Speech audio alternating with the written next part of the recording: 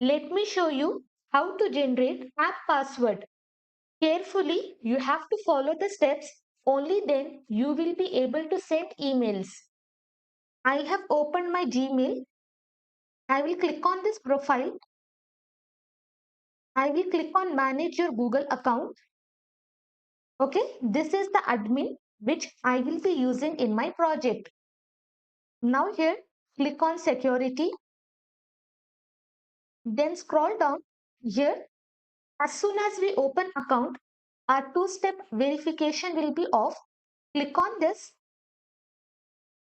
Now here we have to on this two-step verification. For that we have to add phone number. I will click on this.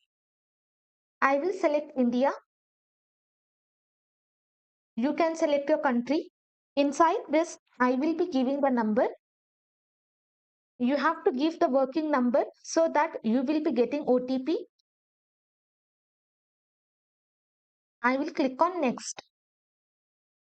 Now one verification code will be sent. I will enter that code. Click on verify.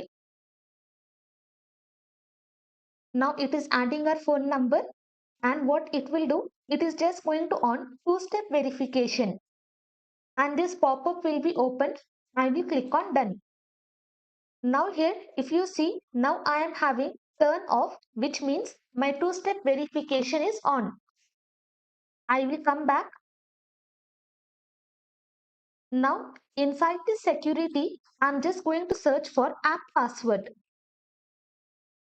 Now here we will get this option. Click on this. Here I will give the app name. I will give note mailer. I will click on create. Now here you can see we are having this password generated. We have to copy this password, and this exact password we will be pasting in our config file.